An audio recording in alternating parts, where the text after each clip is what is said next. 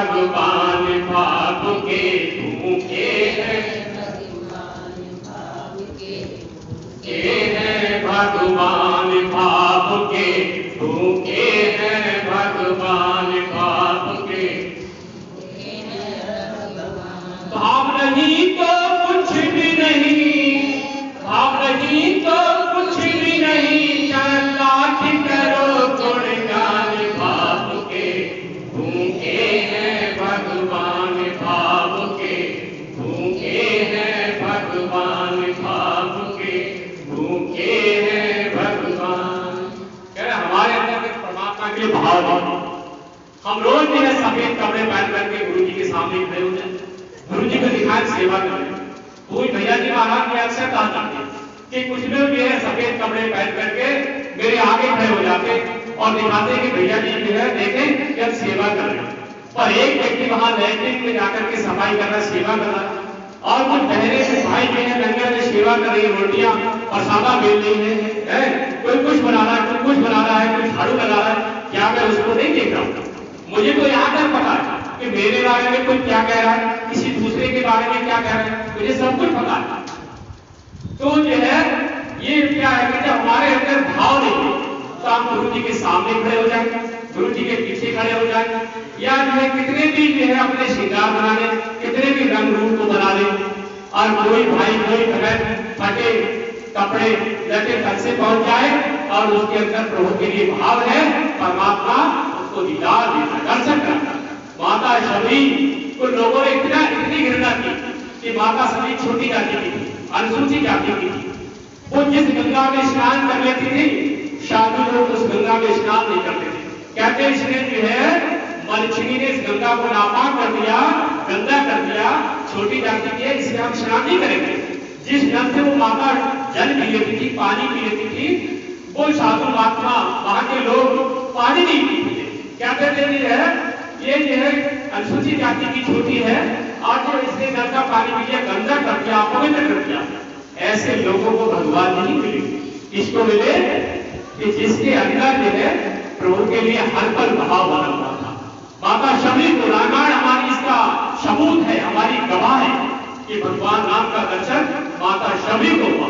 आप देखिए उन महात्माओं का नाम रामायण में नहीं आ रहा है जो उस गंगा में स्नान नहीं करते, उस नल का पानी नहीं पीते, उनकी तो कोई चर्चा भी नहीं कर रहा।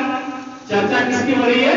उस बूढ़ी माता की, जो शरीर पर जो है अच्छे कपड़े नहीं थे, अच्छा सुंदर शरीर नहीं था, पर परमात्मा की भक्ति थी, अंदर से बड़ी सुंदर थी, अंदर से बहुत सुंदर थी, बाहर से लोगों के लिए कैसी भी लगती हो। तो भगवान ये कह रहे हैं कि भाव, जिसके अंदर भाव नहीं है तो कुछ भी करिए, लाख जतन करिए, कितना भी सिंहासन को सजा दीजिए, भगवान का दर्शन होने वाला नहीं। तो परमात्मा किसका भूखा है? आपके धन का नहीं, गुरु धन का भूखा नहीं, गुरु हमारे और आपके भाव का भूखा।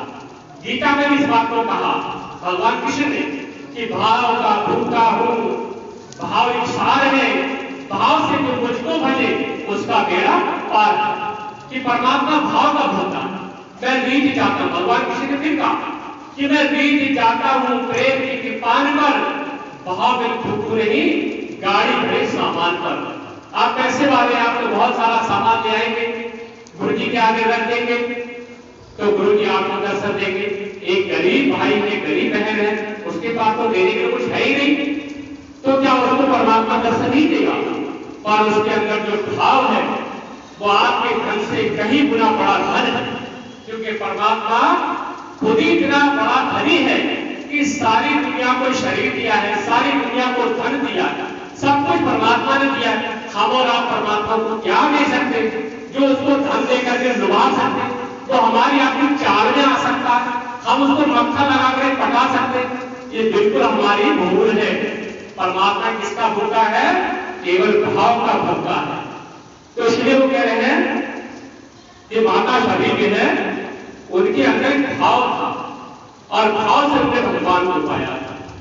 तो आगे कह रहे हैं, आगे माता शबरी का फिर देखिए, राम संग लखन को आते देख प्रभु को मुस्कुराते,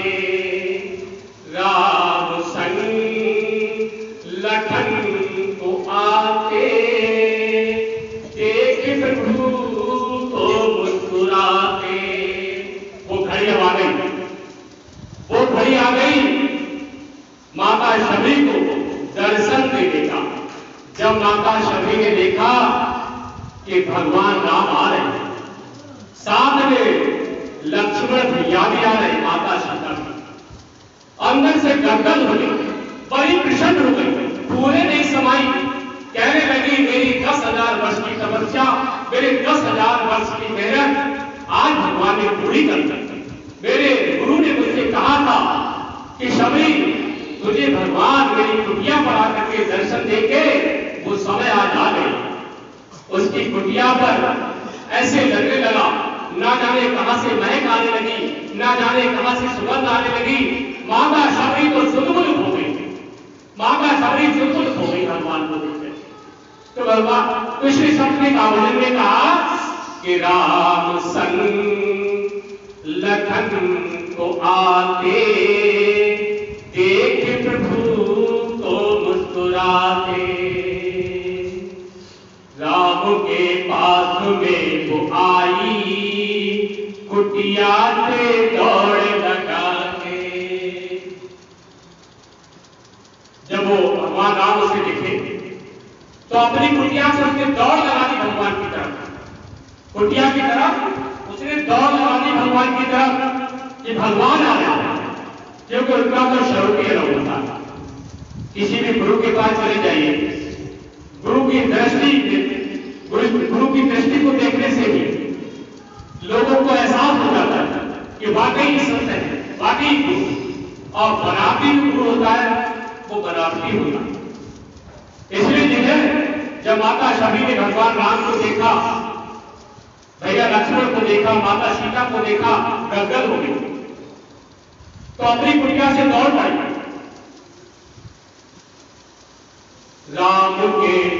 राम के पास में वो आई कुटिया से दौड़ लगा के, राम के पास में वो आई कुटिया से दौड़ लगा के। राम से मिलन हुआ जब तो सबरी सुध बुध खो गई, राम से मिलन हुआ जब तो सबरी सुध बुध खो गई। प्रभु के पांव पकड़ कर भाव में निर्बल हो गई, प्रभु के पांव पकड़ कर भाव में निर्बल हो गई।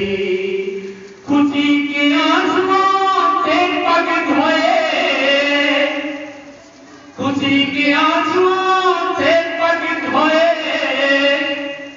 भक्त न सबरी समान बाप के भूखे हैं भगवान बाप के, बाप के भूखे हैं भगवान बाप के, भूखे हैं भगवान बाप के, भूखे हैं भगवान बाप के, भूखे हैं भगवान। भाव नहीं तो कुछ भी नहीं, भाव नहीं तो कुछ भी नहीं, लाख करो गुणगान बाप के, भूखे हैं भगवान बाप के, भूखे हैं भगवान बाप के, भूखे हैं भगवान बाप के। तो इस तरीके से जब माता शबरी को 10,000 वर्ष का वो समय पूरा होने जा रहा था और माता शबरी को भगवान राम का जब दर्शन हुआ तो सुध बुध हो गई। उनको पता नहीं रहा कि मैं इसमें कहां हूं, और भगवान राम के चरणों को पकड़ करके उसने जो है भगवान के चरणों को अपने आंसुओं से बुझाया और कहा प्रभु मैं धन्य हो गई, मैं धन्य हो गई, आज मुझे इतने समय के बाद दर्शन हुए, अब मैं आपके धाम को जाऊं